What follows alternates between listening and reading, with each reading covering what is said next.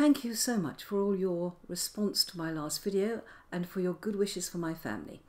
My family situation has eased and I have been able to return home. In the last video I asked whether I should, given the size of the 1.19.3 update, extend this world or start a new world. You were unanimous, start a new world. I do tend to check out seeds before I go live with the world, and this next clip will show you exactly why we like to check out the seeds first. Well, I'm still looking at places, at new maps, to see if I can find a decent seed. Look at this. Unbelievable. Absolutely unbelievable. I have spawned here on what looks like an immense, oh gosh, set of mountains.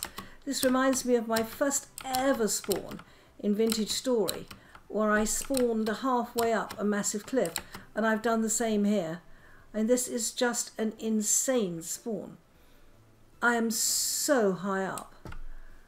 And I had hoped, looking at the map, that this might be limestone, a limestone world.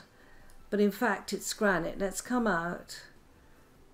Yeah, it's granite. That's going to be sandstone, I think. I think that's a sort of spawn I don't want to get into, really. Fun though. So, having decided that I did not want to play in a world where I would spawn right the way up a mountain, I decided to try out a few worlds. One world was extraordinary. I spawned in and I died before the character even asserted itself so that I could select what I looked like. I was dead at the bottom of a cave. I don't know whether I'd spawned in mid-air or whether I had just stood on a piece of sand that collapsed under me, but nonetheless, spawn in, dead in the bottom of a cave. I decided that wasn't an ideal spawn situation, and I was completely put off that world. Now, I eventually found a seed that I thought was a good one. It's not particularly special, but I thought it was nice as a starting point, and we all know that as we wander through the worlds, we find the special places. We find the spot that we want to set up a base. One thing I do like to do is to customize my worlds so that when I'm playing single player, I really, really enjoy myself. This is how I customize my worlds. I want to start a new world, so the first thing I'm going to do is to press Create New World, and I want to customize it. One of the absolute beauties of playing single player is that you can customize the world to suit your gameplay and also to suit what you enjoy. Let's start with the game mode. I like playing survival. The starting climate, I happen to attract bears a lot, and I know that if I start in a temperate climate, I will attract bears and probably get killed immediately, so I'm going for a warm start. This will mean that I have more of a problem with food, by the way. There's more food in a temperate climate. Respawn radius, 50 blocks, grace timer, yeah, let's have the monsters straight away. Death punishment. The key to me enjoying exploring is to keep inventory contents. Running 10,000 blocks in the darkness to pick up my inventory, not attractive. Seasons enabled, player lives infinite, lung capacity.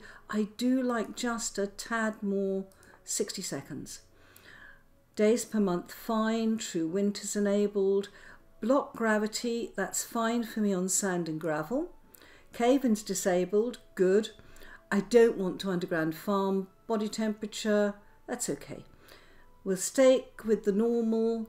Creature hostility, creature strength, player health points, hunger rate, health regeneration, walk speed, food spoilage, and tree sapling growth. Now, where I am going to give myself a little bit of leeway, and remember I make YouTube videos, and I don't want to spend all my time doing things that I have to cut out, and I cut out a lot of mining. So I'm doing the top mining speed of 200, which is fine. Now coming down, I'm not sure what I'm going to want to chisel yet, so I'm going to put most cubic blocks. I love the colour accurate world map. We have a new world map which is a very beige colour, which I find unattractive.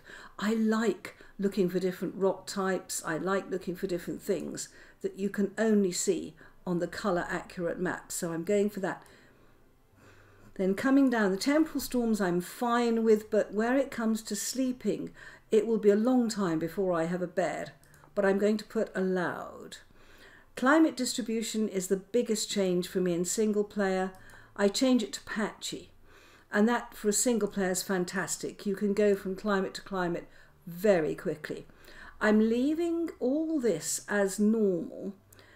I'm leaving the geologic activity as rare, the scale is rare, all this I'm leaving as normal. Coming down here. So I'm not affecting the global temperature, it's just where I start out. Now, surface copper deposit frequency is rare here, and I normally switch that to common. And the tin deposit is extremely rare. I normally switch that to common. We've got snow and ice enabled, land claiming, and you'll see the class exclusive recipes are enabled. We're going to apply that. So my friends, we are off on a new adventure in a new world. Please join me on this adventure. Leave a like. Consider subscribing to me. And I hope you enjoy the new world, the new series and our new adventures. Bye bye.